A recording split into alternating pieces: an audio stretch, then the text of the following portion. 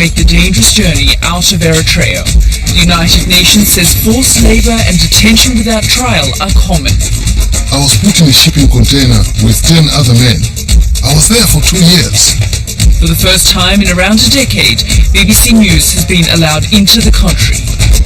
We've been shown how one of the poorest countries in the world has improved the health of its women and children.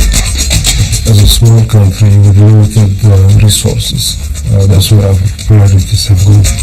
But we've got minders with us all the time to make sure we don't ask difficult questions.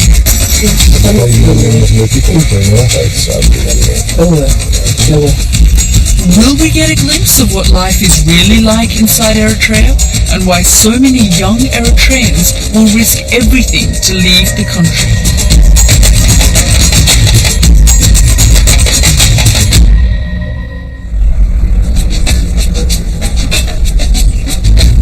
Asmara, the capital of Eritrea, a former Italian colony in the Horn of Africa. It gained its independence in 1993 after a bloody 30-year war with Ethiopia.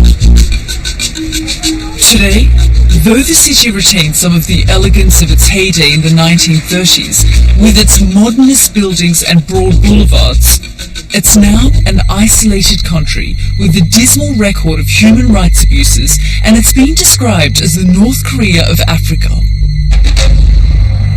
BBC News has not been allowed into the country for around 10 years.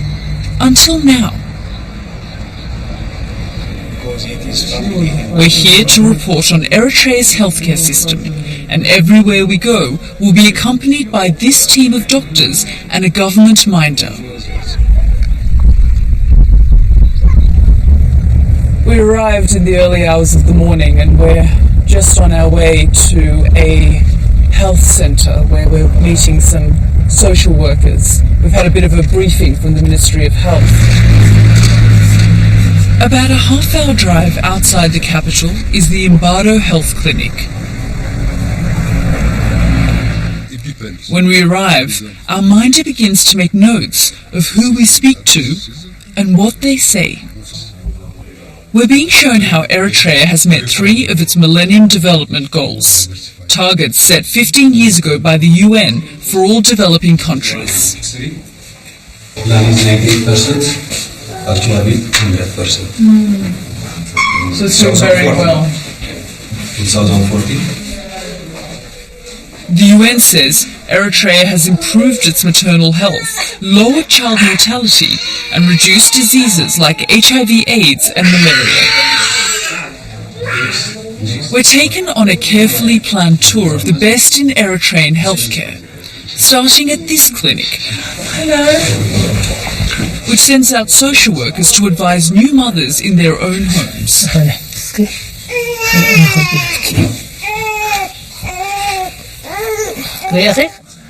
Today the social workers are back at base having a catch-up meeting, and we're given a very special welcome.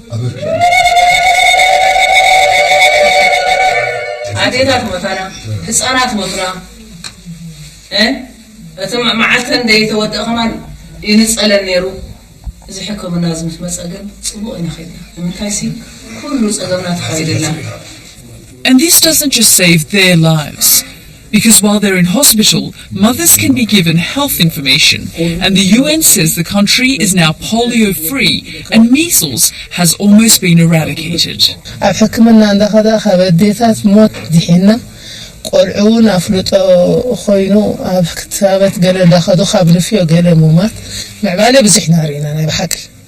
Are you satisfied with where your country is now? Though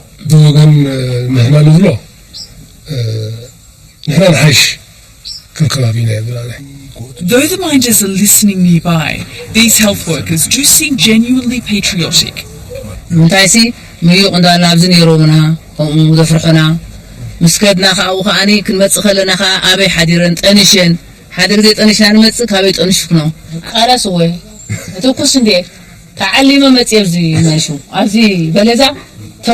What do you think of people Eritreans who leave and don't stay to protect their country?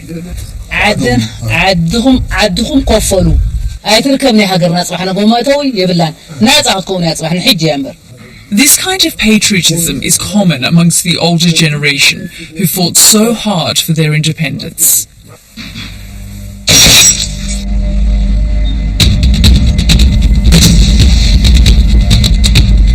Eritrea was liberated 24 years ago after a bitter war against Ethiopia, its larger and better armed southern neighbour. It might look like a disordered ragtag army, but it's not. And the Eritreans are almost completely self-sufficient in everything except weapons, ammunition and petrol. The leader of the struggle for independence, Isaias Afwerki, has been Eritrea's only president. No general election has ever been held. Those who dissent have been jailed. And there's no free press in the country. We came across this surreal war memorial on the edge of town.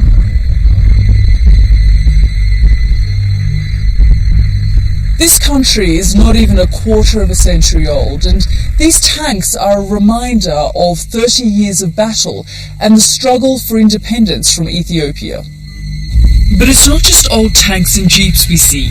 Human rights organizations say it's in prisons made from shipping containers like these that critics of the regime are still held without charge or trial and sometimes tortured. This former soldier told us that's what happened to him. Though he's now safely out of the country, he still has family in Eritrea and believes they'd be in danger if he spoke openly. He still doesn't know why he was arrested, and he was never charged or tried for any crime. I was kept deep underground for a month. I was in total darkness. I could hear other people and some were very sick, but I couldn't see them or talk to them. We had to relieve ourselves in the dark near where we sat. It was really horrible. I was only brought out during that time to be beaten and then taken back under. After a month, I was put in a shipping container with 10 other men. There was no room to lie down without overlapping. I was there for 2 years. I didn't know what I had done or how long they would keep me, and no one knew I was there. We're interested in these containers because of what we'd heard, but our minders are getting uneasy, and they don't realize we're still recording. And what about all these shipping containers? If you find like this one, then you would use it. Use it, operating theatre. Wow, so you used a lot of these for operating theatres as well. Could be. Yeah. But maybe some of them...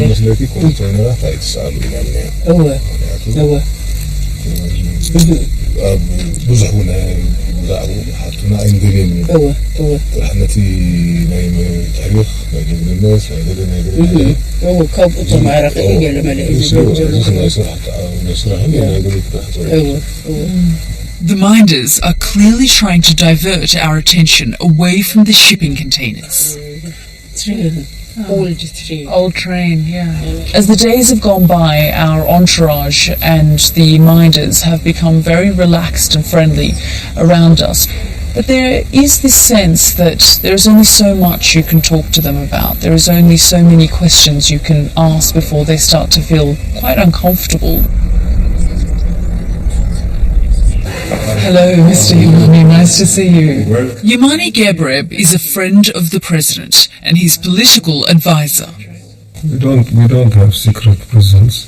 There are prisons in this country. There have been allegations, wide allegations of tens of thousands of political prisoners in this country. Again, all of them wrong and baseless.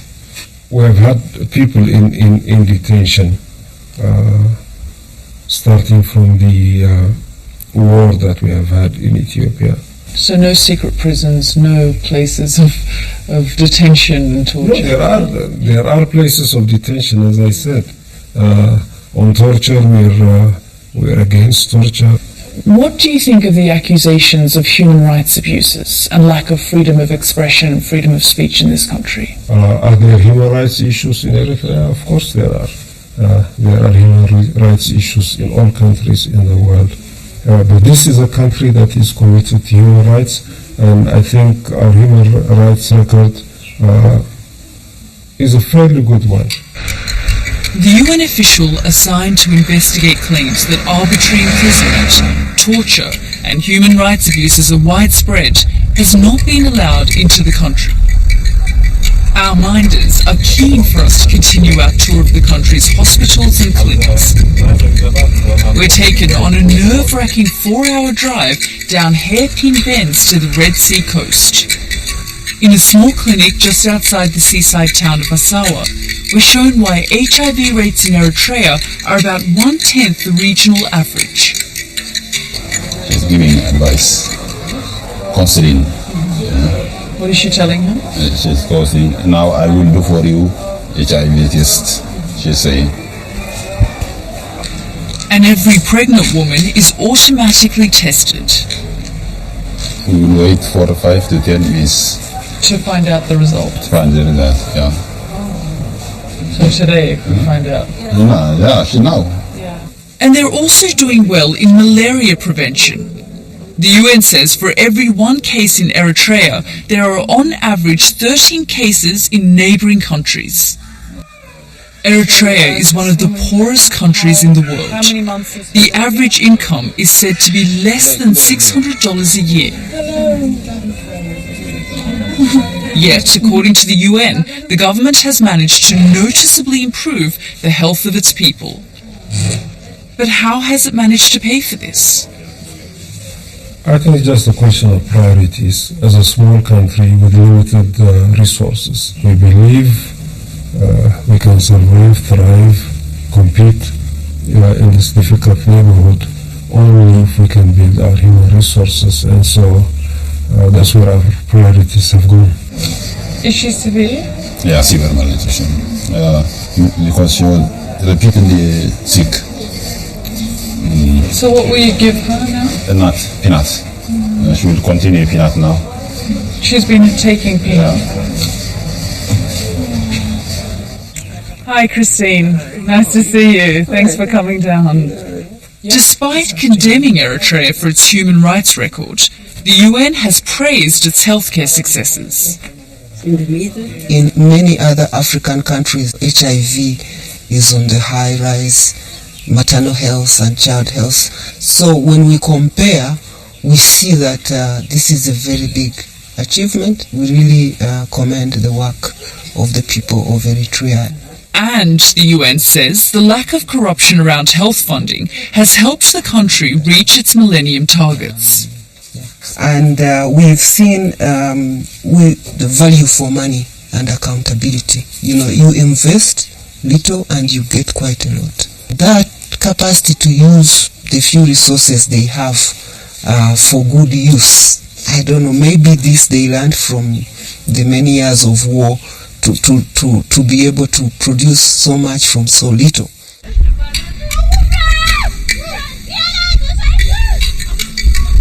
The government says it's also the experience of war which has created a spirit of self-sufficiency and the importance of working together for the greater good of the nation. All over the country we've seen this terracing. It's all man-made. Somebody has put these rocks here. And they've done it to stop soil erosion, for water conservation and agriculture. Every year, students as young as 15 come here to these plains and they take a month out of their school holidays to do this. But they don't have a choice. At 18, everyone in the country begins conscription, starting with training at the military academy.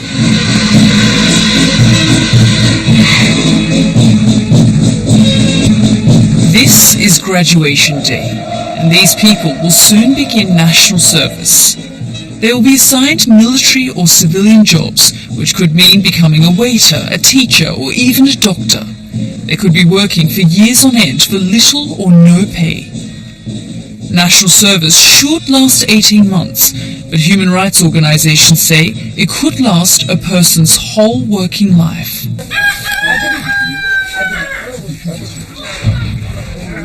As we walk with our minders, we come across young men in fatigues building a house. So what exactly are they doing here? One guy is building a house, so he invited all the villagers. So these are all volunteers working together to build this house. So they're volunteering. And lunch is provided. And he provides lunch and he provides drinks.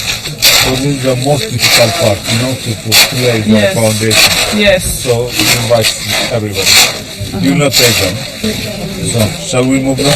As always, our minder is taking a keen interest in who we talk to and what they say. So we can't ask these men if they are volunteers or actually doing national service. We've been told that national service can mean forced labour in civilian jobs like construction and agriculture. As part of my national service, I was working in fields belonging to military officers and working for their personal profit, not for the good of the country. I did national service from 1997 to 2007. So it took 10 years? Yeah. But it's supposed to be for 18 months. No. If it was 18 months, why would so many people leave the country, or drown in the sea, or die in the Sahara trying to get out? I am patriotic, and I was happy to work for 18 months, even 3 or 4 or 5 years, but not for the rest of my life. The government admits that conscription can be indefinite, but says this is because of the ongoing dispute with Ethiopia. That people have been doing national service for extended periods of time. Again, that's because of the war. So to defend ourselves, we have to depend on our people. That means young people have been compelled to be in national service for longer periods of time, and it's difficult for them. It must be more than difficult because many young people are putting their lives at risk to get away from it. The UN estimates up to 4,000 Eritreans flee every month. Eritrea has the longest section of coastline along the Red Sea, and they would say the safest. But just over there is Yemen, and every year thousands of young Eritreans make their way across the water in what's often been described as one of the most dangerous journeys. They face people traffickers who buy and sell asylum seekers for profit. Some try and cross the land border into Sudan and end up in refugee camps. Most are aiming for Europe, and to get there they have to get across the Mediterranean Sea. In fact, the number of Eritreans arriving by boat and seeking asylum in Europe is second only to those from Syria. The Eritrean government blames European migration policies for encouraging people to leave. The word is out that if somehow you manage to reach the Mediterranean Sea, you'll be granted European citizenship or the citizenship of an European country in a very short time. And Eritreans seeking asylum do have a good chance of being allowed to stay if they make it to Europe. Some countries say yes to 100% of the Eritrean applications they get. Even the UK allowed in nearly 90% of the Eritreans who asked to stay. The man we spoke to says he left Eritrea because he'd escaped from prison and was afraid he would be killed if he was caught, not for European citizenship. I'm telling you the truth. Why would I leave? I would rather be in my country where I have family and friends. And I risked my life. Anything could have happened along the way. If I could, I would go home now. Even those who are given asylum and settle abroad are still expected to send money back. People who do leave this country then have to send a percentage of their pay back, don't they? No, they don't have to send a percentage of their payback. Eritreans abroad pay a 2% rehabilitation tax. It's a tax that they pay to this country as an obligation of their citizenship. Not all Eritreans pay it. There are Eritreans who don't pay it for whatever reasons. And then can they come back to the country? Yes, they can come back. Even if they don't pay the 2%? Yeah, they can come back, but they cannot ask for their rights here. If they need a plot of land to build a house, they cannot do it because they have not done their obligations.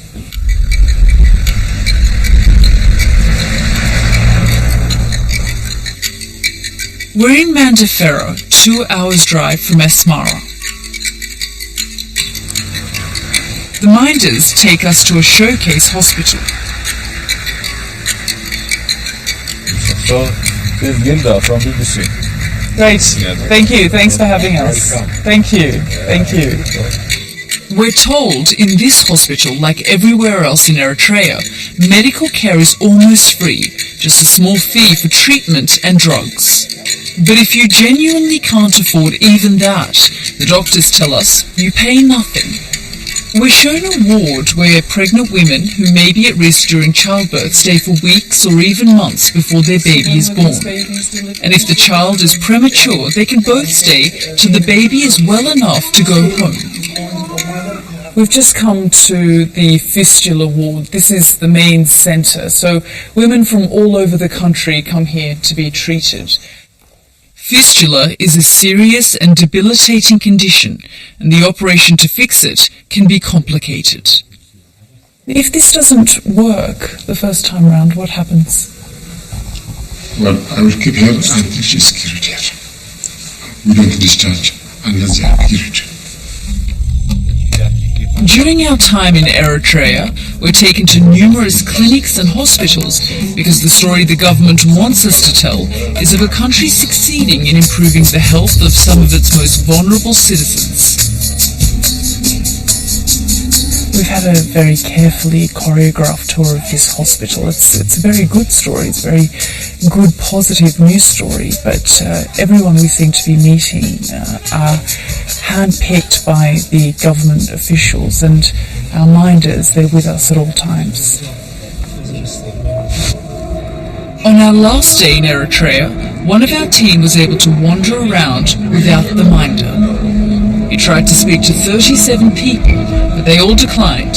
Some of them said they were scared the government might be watching. Eritrea has been a one-party state since independence.